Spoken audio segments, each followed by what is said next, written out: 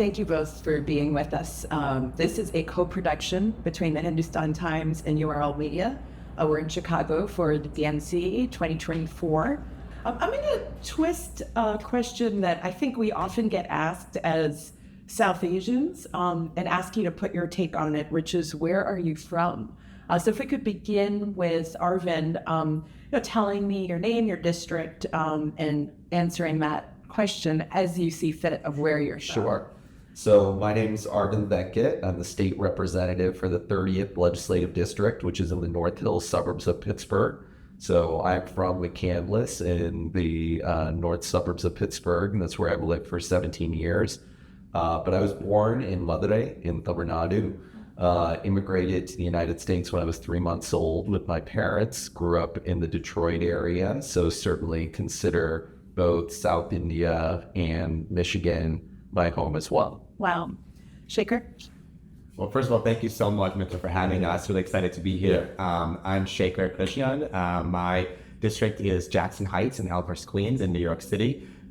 We are proud about being a historic South Asian community, really the first when the Indian community immigrated to the United States. Jackson Heights was the birthplace of the diaspora in this country. But we're very proud about our food too, which I'm biased. I think it's the best food in the whole world. Yeah. That's my district. My family's I was born here, but my family's from South India originally, from Kerala. So we speak Palkar Tamil. And then my dad grew up in Mumbai, and my mom, my grandfather, her father worked for the Indian government in the aviation industry. So they were all over, ultimately settled in Delhi. So that's where my family's from. I'm very proud to represent such an incredibly diverse immigrant community in Jackson Heights, Elmhurst, Queens. That's amazing. And proud that the first Indian American ever elected to our New York City Council. It's history. Wow. Yes, my father immigrated to Jackson Heights in 1971, so we are a part of that diaspora that you're mentioning. For both of you, is this your first convention? Yes. Yes. Okay. Yep, this is my first convention as well. So Arvind, can we just stay with you, and if you could just kind of at a high level, and then we can maybe get into some specifics. What has it been like for you? So it's really been eye-opening. Being from Pennsylvania, we're obviously ground zero for this presidential election. Seeing so many elected officials, so many journalists, so many of just everyday Americans who were here at the convention asking, what's going on in Pennsylvania? How is it going to go in this election? I think it really has put a spotlight that I think I realized, but I maybe now see it more, how critical both this election is going to be, as well as how critical Pennsylvania is. And we're seeing that highlighted at this convention. Yeah, I'm going to stay with you for a moment because both of you, we asked you to do this because you were voting delegates. You're on the convention floor. You actually have a job that you're doing here. Can you explain a little bit, Arvind, about what that means? Sure. And then what you've had to do over the last few days? So the way it works in Pennsylvania is that I was elected by my community, Democrats in my community, to be a pledged delegate to this convention. When I was asked to be part of the convention and on a delegate slate, it was when President Biden was running for office at the time. That obviously is no longer the case, but my job as a delegate is to represent my community towards the candidate that I'm pledged to.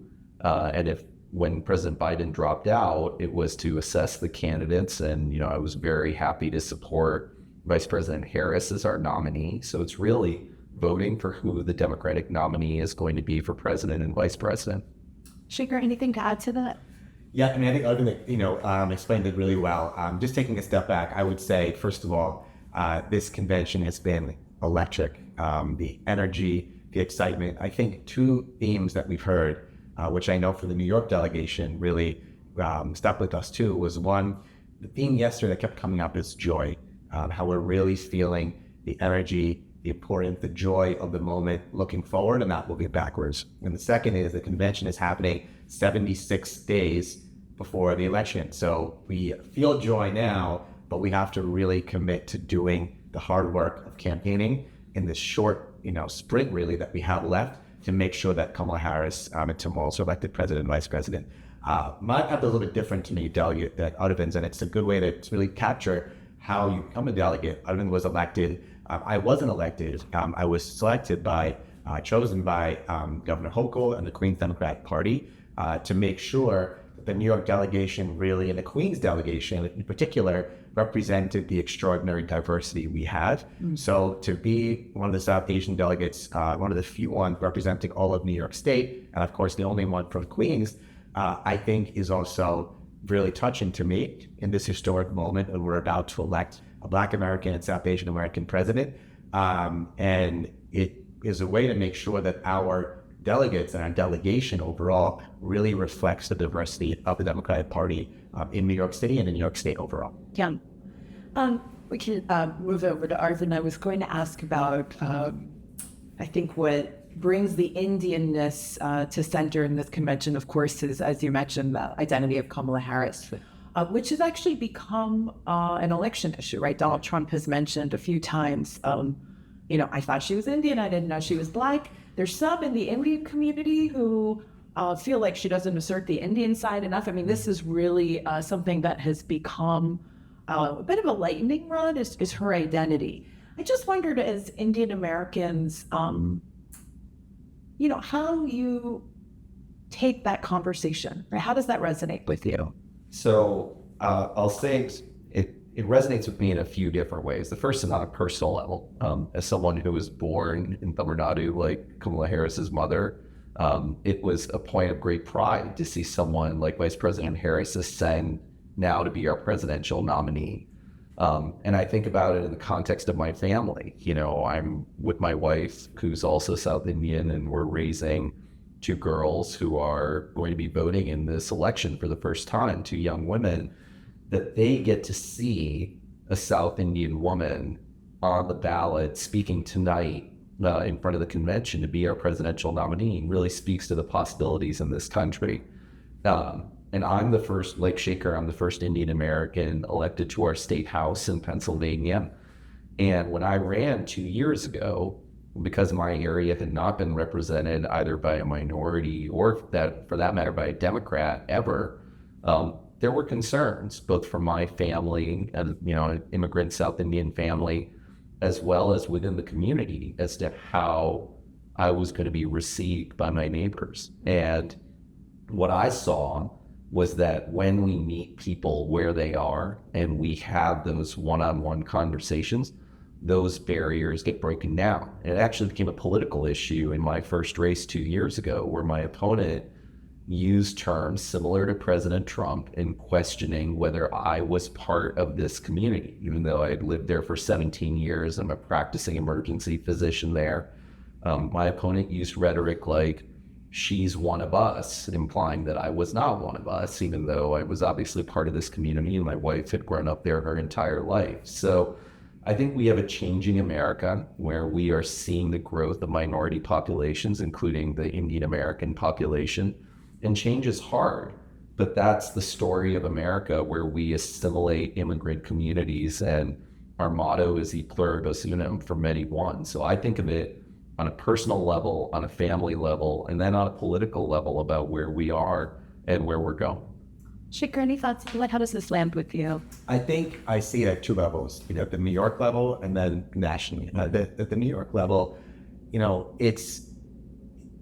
I'm the first Indian American elected to New York City government, and it's really shocking to note that, because we as Asian Americans are 18% of the population of New York City and growing, yet we do not have 18% representation in city or state government for that matter. We have the largest class of Asian American electeds now in New York City Council with 7 Asian Americans, but that's far fewer than our representation should be. And that really says something about the gap between the growing size, power, and contributions of our community and the lack of representation. Arvind and I are both the first, but I'm sure you'd agree with me too, that we definitely do not want to be the last, and we have to make sure that continues to grow. So that representation, to have in Kamala Harris someone at the national level who is Indian American, Black, and who represents both communities and brings that history to the White House, I think is very exciting and long overdue in many ways. Nationally speaking, I think this othering that Donald Trump is engaging in, this dangerous racism and xenophobia, it really shows you the difference between both parties. Democrats are a party that recognizes and champions the contributions of our immigrant communities to this country. That's personal to me. not only being a child of immigrants, but also in Jackson Heights, a historic community of immigrants from all over the world, we were the epicenter of the pandemic. And who was it that was making sure that everyone in New York City got the support they needed? Was our immigrant essential workers. And so you have one party that understands that and champions and recognizes the contributions of immigrants to our society and wants to make sure they're protected and their rights are protected and they have resources and services in their languages. And you have another party with this cult of personality that engages in really dangerous stereotypes, attacks about immigrants, keeping immigrants out, othering us. And that's really how stark the choice is in this election. Yeah. And he's done this before. He did this against Obama too. He's doing the same playbook of xenophobia. It's interesting because there was a chant that come up a few times on the convention floor of "we're not going back," which I think a lot of people hear as a historic. That we're not going back in time. I think for immigrants, it also resonates with the "go back where you came from" framework that's used. And so I've talked to some folks throughout the convention on this idea of like our demographic reality and almost destiny as a country, right? So I think that's an important point. Very true. Yeah. This question keeps coming up with a lot of mainstream media, and it's interesting because we're all Indian Americans. So I'm surprised by it. I just wanted your reaction. What is behind the rise of Indian Americans in politics? Is there any factors you can point to? There's a record number of South Asian delegates, as we mentioned, at this convention. But are there any factors that you can use on, and we can stay with you, Shekar, on why you think this is perhaps a moment for Indian Americans in politics? Well, I think that's a great question, and I think about that often too. I would say, it's really the story of immigrants over generations in this country. And you look at Jackson Heights, for example, where we are not only a historic South Asian community, Indians, Bangladeshis, Pakistanis, but also a historic Latino community, Colombians, Mexicans, Ecuadorians. And we've had representations of the Latino communities because similarly, as they've come here too, and established and put down roots and been such a key part of the fabric of the city, as you grow in power, our needs, our concerns grow too. The importance of having the services from government in our languages for us becomes even more important for us, our children, our parents and grandparents. And so that, I think, translates ultimately into both stronger political power and the need for political representation that tracks that. I think it's the same thing with our Indian community too. As we grow, as our contributions become more and more evident to everyone across the country, the importance of having representation to reflect our growing political power becomes really important. And I think that's what we're seeing now too. Repeat. Yeah, I would agree with Shekar. And I think there's a couple other points to it, is that the initial Indian immigrant community to this country, starting in the late 60s, was highly educated, was able to integrate across the country in middle class and higher education professions. And so I think that confers an advantage in terms of those of us who are the children of immigrants to really be able to assimilate within the country more quickly than perhaps other generations of immigrants have. I also think there is a tradition in India of raucous democracy, and I think our parents brought that to this country. And so we as Indian American elected officials, I think, have role models culturally to become involved in the political process moving forward. And then lastly, and this is a colonial legacy, is English is a lingua franca within India, and we're coming to the United States with that linguistic background. Obviously, in Jackson Heights, multilingualism is much more important. Where I am in Western Pennsylvania, it's largely an English-speaking population completely, and so that allows someone like me, who is in a minority within my community, to be able to build bridges with other people. So I think it's the factors that brought Indian Americans to this country, and we've been able to take advantage of that to get involved in the political process. Can I add one more? Yeah. I would just say too, I think I speak for both of them, I want to say we know that we are here in this position today because of the sacrifices of the generations before us, our parents, our grandparents. I was just at an Independence Day celebration at India Home, which is a beloved senior center and organization in Queens. And looking at all the seniors in the room, I said, I'm standing in this position because of each and every one of you. I never forget that. And that is true for us as Indian Americans and the larger Asian American communities. Our parents who came here did so, leaving their home 10,000 miles away, sacrificing, enduring, experiencing so much in terms of discrimination, racism, but they did it, and they, made it easier for us to both become doctors or lawyers, and then look to, as the next generation, how we, standing on the shoulders of our parents' generation, now translate this into political power. So I think that's a really important point to recognize too. I think it's true for all of us as Asian Americans. We've all mentioned Gaza. I just wanted to kind of get your thoughts on how this has played out at the convention. Shekar, I know you've written an op-ed on the ceasefire, so maybe we start there on, you've come out, I think, pretty early over the last 300 plus days of this conflict, but any thoughts on how that's landing here? Yeah, I think I was very heartened to see the way in which the calls to ensure we have an immediate and permanent ceasefire in this conflict, and to recognize that we need to also ensure not only that the war ended in a ceasefire, but that hostages are returned, and recognize also the incredible amount of suffering that both Gazans and Israeli families, whose hostages are still in captivity, are feeling right now. I think that the fact that was spotlighted at the convention by numerous speakers, from President Biden himself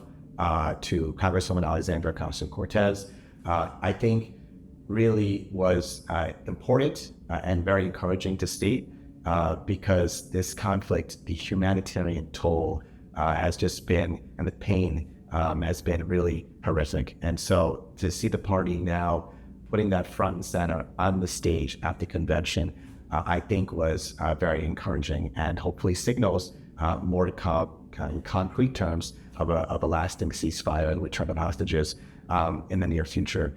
I think that really is a testament to where Democratic Party has come on this issue, and the recognition that we have to ensure it happens. And so that was very encouraging to see.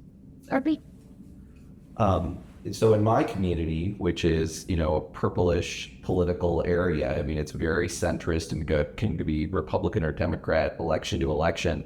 This issue has not been front and center. I do get some messages from constituents, but I haven't seen protests. I haven't seen a lot of questions when I knock on doors to ask me about this as a state legislator. What I do hear, though, is a certain alienation, especially in the Muslim population in my area, that they want to see more engagement from especially the Democratic Party, where they've largely been Democrats, but aren't sure if the Democrats are representing the suffering, as Shekar has brought up, in Gaza, and what we're seeing, along with the suffering that the Israelis are feeling, especially with the hostages. And so what I have tried to do is, in addition to communicating my role as a state legislator, is also to stay engaged with that community. I went to an iftar dinner at their request, and I have spoken to a number of different groups, both of Muslim and Jewish background, on what I do in state government. I think it's hard. I wish there was a simple answer of, we're going to have an immediate ceasefire. My concern is what happens the day after. Is there a hostage release, along with the release of Palestinian prisoners who have not had due process in their incarceration? What is the political solution here? Are we going to move more quickly towards a two-state solution, which I think is ultimately the direction that we need to go as a citizen? I think that is where the challenge is. I have my own perspective on the length of this war as being largely extended by political considerations on both sides. I think both sides are now extending the war for their own political aims, as opposed to what their stated aims are, either from the Israelis saying they're going to end Hamas, or Hamas saying that, they want to see, a particular outcome. I think that honestly, that there's now an unfortunate logic that is pushing this forward for political reasons on both sides internally that is going to be very hard to break. I just want to stay with you, Arvind, on other issues that you're hoping to somehow move Kamala Harris on, as we hear from her. I think Gaza's come up a lot, but are there other issues that, representing what the needs of your constituents are that you're hoping she meets policy where you're at? Yeah, so I'm an emergency physician. I still practice. I'm the only physician in our legislature, first one in 60 years in Pennsylvania. And so healthcare has been a major focus of mine. My major legislative focus is medical debt relief. It's the leading cause of bankruptcy in the United States. I've personally seen patients who die from delaying seeking care until it was too late. We pushed legislation in Pennsylvania that had the governor's support and did not make it across the finish line this session. But Vice President Harris has said explicitly that this is a priority of hers.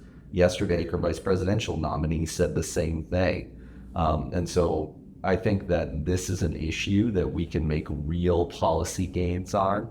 And I think healthcare in general is on the ballot in this election. The Affordable Care Act made a huge difference for my patients in the emergency department. I went from having 20% of my patients having no insurance to well under 10%. That's a life-saving difference for people in my community. And when we talk about reproductive rights, when we talk about addressing gun violence, those are public health issues that matter a great deal to the people that I represent. So I'm proud, not just as an Indian American and as a Democratic elected official, but as a healthcare professional, to say that Harris and Walz is the ticket that we should be supporting in this election, because it's for the betterment of the health and well-being of my community. Shekar? So I think there are a few issues that come to mind. I think one in particular is reproductive freedom, reproductive health. It is women's rights are simply under attack right now because of both the Republican Party, Donald Trump, and the Supreme Court that has thoroughly lost its way. And you could hear the pain at the convention when we heard families talking about their difficulties with fertility, how important access to reproductive care is. I live in New York, but I'm very conscious of the fact that there are other states across the country where women simply cannot get access to health care because of all of these extremely draconian laws that have been passed in Texas and other states too, that are really harming women. And so I know that that's going to be a priority for Kamala Harris. I think that's very important for our entire country.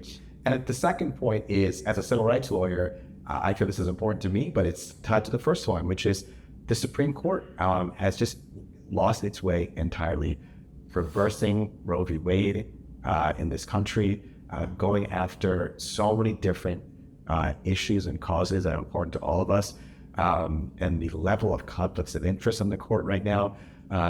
I'm very hopeful. I think it's very crucial that the new House administration really make an effort to ensure that the Supreme Court and the federal courts overall are much more reflective of really this country, so we don't have these kinds of horrific decisions coming up. And we can't underestimate how important that is. We can do all the other things on the policy front, but ultimately it will stop in the courts, and we have to fix the courts going up the SCOTUS. And finally, this is something I think is exciting as a father of two small children, is Governor Walz has really highlighted that in Minnesota. We have to make sure we're focusing on childcare, school lunches. Walz had a universal free lunch program for children in Minnesota. I think making sure that as we look to the future and not going back, that we are supporting families, children, and making sure that we're counting the next generation is something I know that both Harris and Walz care deeply about, and I'm excited to see what policies will come out of there too. Thanks. Yeah, and if I could just add something, obviously the presidential race is getting all the love and all the attention, and rightly so, that it's obviously most prominent. But whether it's at the city level or the state level or at the federal level, if Kamala Harris is elected, but she's a Republican Congress, she's not going to be able to move these issues the way she should. In Pennsylvania, where I am, We have a Democratic House and a Republican Senate and a Democratic governor. That has stopped certain things from happening. Many of the policies that Governor Walz has enacted in Minnesota happened because we flipped the state legislature in Minnesota to be under Democratic control.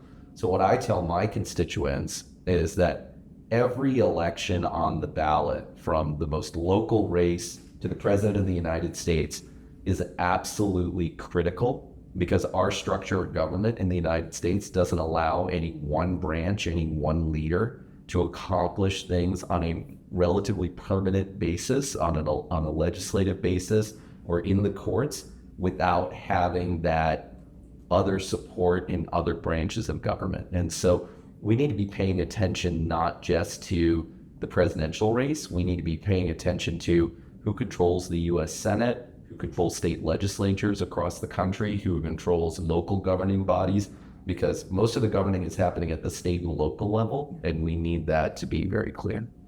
You mentioned Pennsylvania and kind of its mixed parties across the branches. Pennsylvania, of course, is a swing state. It's been in the news all year long in terms of which way will it go. You are the first Democrat elected in your... in the state house from my district. Okay. Most of the communities I represent, I am the first Democrat. So using that lens, like, what did it take? And there are many localities in this position of kind of, it could go one way or the other right now. And having just been in Western Pennsylvania last weekend, the signs that I saw were not yet the Harris-Walz signs, so that might just be that they're not out yet. Right? Yeah. That that was the ground game that I saw. So just tell me what it will take. To give you a little bit of the lay of the land, in our state house, there are 102 Democrats and 101 Republicans. And so it's very close. And that's where the state is, to be quite honest. And my area, if I go 5 miles north of my area, we're in Trump country. If I go 5 miles south of my area, we're in Bernie Sanders country. It is the ultimate swing purple area that is there.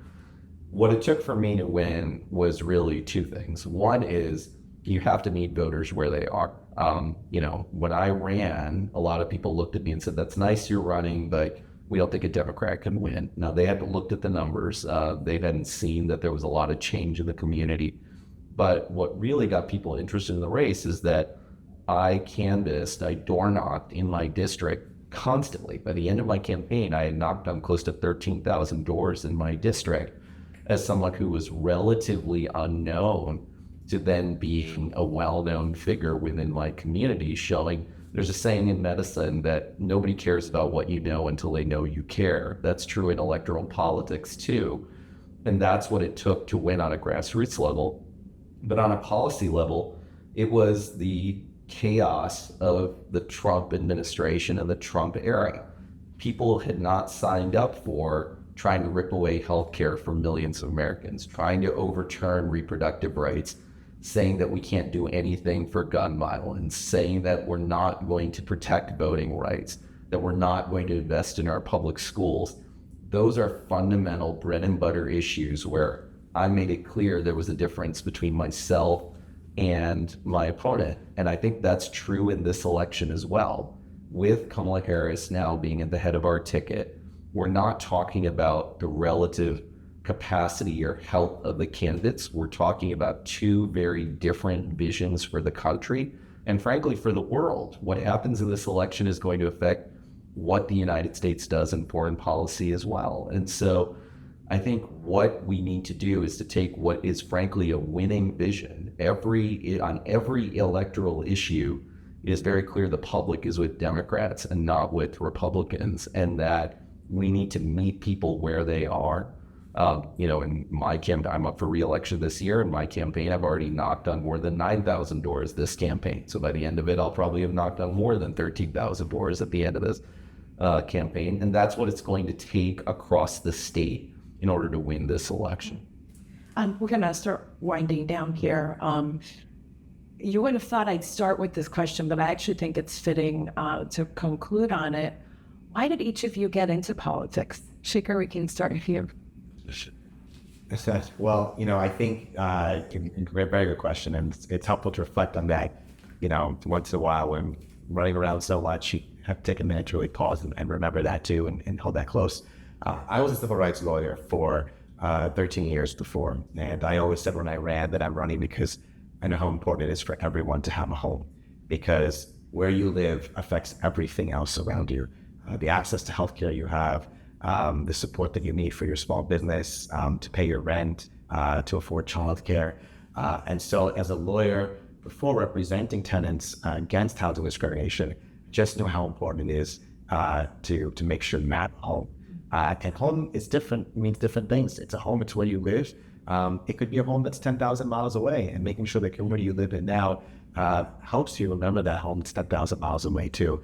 And I think that's also a crucial issue, as Arvind mentioned, in the election right one too, right? Is when you think about where we all live, putting aside party differences and everything, every American, just like every New Yorker, cares about making sure they can afford where they live, making sure their child care or their care for their ailing parent is affordable, making sure that they have what they need to make it by where they live. That's really front and center in everyone's minds right now. And there's only one party that is truly focused on that, and that's Democratic Party, and that the vision they put forward by Kamala Harris and Tim Walz. And that's why it's so crucial that we, as Arvind said, come out and make sure, whether you live in Pennsylvania, a swing state, Wisconsin, Michigan, or even in New York, that may be a solidly blue state, we've got to get out there and make sure that vision of uniting us and focusing the things that matter most in your home community, that those issues are addressed. And there's only one party and one candidate that's doing that. That's Kamala Harris. I completely agree with everything that Shekar said. I get asked this question a lot. The first people who asked me were actually my parents. It was like, you're a successful physician, why are you doing this? And they said it in a very colorful way of number. So, for me, I was active with physician organizations, and I was president of the State Emergency Physicians Organization when COVID hit. And so I was very involved in the local response to COVID in my community. And what I saw were the divisions that just arose from a misunderstanding of what health and science and what we could or could not do in circumstances. I felt very strongly we needed more people with healthcare and scientific backgrounds in the political arena, helping to make decisions for the betterment of my community, my state, and, the country as a whole. And so that's why I decided to run for office. I joked when I ran that I wanted to focus on first responders and preparedness and, investing in our local community, that I did not want my election to be about abortion and guns. And of course, that's exactly what my election became about, because that's what the voters demanded of me and others. And so for me now, it is that I see so much that health is so much more than what I do as a practicing physician. It's whether you have affordable housing, whether you have a clean environment, whether you have safety and are addressing gun violence, whether you're protecting personal liberty. And so being able to bring that healthcare lens to those debates on behalf of my community is what continues to motivate me. Yeah. Because our company was founded after the pandemic, I have to say the areas that both of you touched upon, health and housing, have been consistently the areas that Black and Brown communities turn to as, vital in terms of comfort. Yeah. So yeah, it's all connected. Yes, totally very much is connected. I want to conclude with a question that I always ask, our network, kind of in a revolutionary manner for media. URL stands for Uplift, Respect, and Love. We actually include politicians in that. Yeah. So what do you need? What do you need from people who might be watching this? And then is there anything else you want people to know? So, the biggest thing is, first of all, every eligible voter needs to get out and vote. I know that there are communities that feel alienated from the political process, and I understand that. But decisions are made by those who show up, and this is going to be an incredibly close election. And for those who are overseas, it may be, understanding what the American election is going to be about. For those who are here in the United States, it is absolutely get registered to vote if you're eligible. Make sure you are voting in this election. I think for me personally, being in a kind of a ground zero area within a ground zero state, I'd love to have people come out to my community to knock doors, to meet with voters. Culturally competent communication matters. I don't have the ethnic diversity that Shekar does in his district, but there are diverse populations that I work to connect with all the time. And so I think that's important. And then the worst part of politics, unfortunately, is fundraising. It's something that every elected official has to do. But you need resources in order to be able to communicate with the voters about what are the values that you care about and what you're trying to accomplish. And so anybody can go to venkatforpa.com who's here in the United States and is a citizen or a permanent resident and contribute to my campaign. Certainly encourage you to contribute to the Harris-Walz campaign and any election in Pennsylvania, because it is going to be ground zero in this election. Yeah. Shekar? Well, I'd say both on the national and local. Nationally, there's no question the stakes couldn't be higher in this election. Think about any issue that you care about. There are two visions being offered, two very different visions for this country. One that we're moving forward, one we're a little bit backward. Whether it's, as we talked about, housing and the up to 4-year housing, healthcare, childcare, these issues are all on the ballot. And so you have to think about who's going to take us forward on these issues. As Bill Clinton said in his speech last night, and who's not even take us backwards, but who's not even focused on this issue. There's only one answer on it. And so get out and vote for Kamala Harris and Tim Walz. We talk about these issues and we're here today, but it's really, at the end of the day, all that matters is that you're out knocking doors, talking to neighbors, and ultimately getting you, your friends, and your family to vote. We have such a short window of time left, and this election will decide so much about the future of this country. And get involved locally, as Arvind was saying too. It's not just the national level that matters, but when you step outside your door, everything that touches you or you interact with on your way to work or to school is affected by local politics. And so it's important to keep that energy going, to vote for the right candidate to represent you in office, in your community, in your city, in your state. Keep that political momentum activism going, because that's the only way that we are going to be able to ensure that we have representation for our communities of color, especially, that have lacked it for so long. And I think that's so critical to keep in mind. The national and local level matters so much. And follow, our work. I'm on social media at Vote Shekar. Sign up on our newsletter on the City Council website as well to get our updates too. But really look out to find and support the candidates that speak your vision and your values, whether it's in your hometown or across the country. And I will take each of your leads and hope that people who are watching or listening follow URL Media. That's url-media.com. So thank you both for the lessons on promoting your work.